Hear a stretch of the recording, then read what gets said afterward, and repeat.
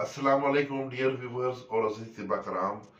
माजून शबाब नवाबी, मगज नारजील 50 ग्राम, मगज चरगोजा 50 ग्राम, मगज बादाम 50 ग्राम, मगज हब्बुल ज़लम 25 ग्राम, तज 20 ग्राम, ताल मखाना 20 ग्राम, मूसली सफ़ेद 20 ग्राम, मूसली स्याह 20 ग्राम, तुख्म ओटंगन 20 ग्राम, सतावर 20 ग्राम, ज़ाफ़रान 10 ग्राम, मगज फंदक 50 ग्राम, मगज पिस्ता 50 ग्राम, तिल सफ़ेद 50 ग्राम, शिकाकर मिश्री 20 ग्राम, खशखाश सफ़ेद 50 ग्राम, सफ़ेद तोदरी 15 ग्राम, बैमन सुर्ख 10 ग्राम, बैमन सफ़ेद 10 ग्राम, इलायची कला 20 ग्राम, दालचीनी 20 ग्राम, मूंगफली 20 ग्राम, गोखरू 20 ग्राम, साला मिश्री 20 ग्राम, तमाशीर 20 ग्राम, फिलफिल दराज 40 ग्राम, कुश्ता कली 10 ग्राम, कुश्ता चांदी 10 ग्राम।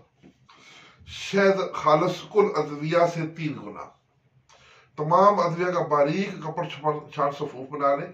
बाद में शहद खालस में अच्छी तरह मिक्स कर लें। माजून तैयार है।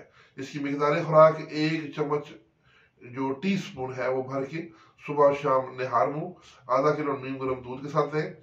शुगर और ज़ियाबीतस के मरीज यही नुस्खा बगैर जो शहद के बनाए तो 3 ग्राम सफूफ वो सुबह शाम इस्तेमाल करें। तो ये नुस्खा जो है इसके बहुत से फ़ायदे हैं। मुहर्रक और मकवी बा है, जलक और मुश्तजनी, अगलाम और कसरत जमा के बायस मर्दाना कमजोरी, जरियान और एहतलाम, सूरत अंसाल को दबा के लिए नहायत मुफीद और मुजर्रब माजून है। रगों को पुर और उज़्व खास को सख्त करती है, इंतशार, तनाव, सख्ती, शहवत जबरदस्त करती है, दखूल से पहले ही अंसाल को रोकती है, जिस्मानी और साबी और मर्दाना कुव्वत में बेपनाह अजाफा करती है, नामर्दी का हतमी इलाज है।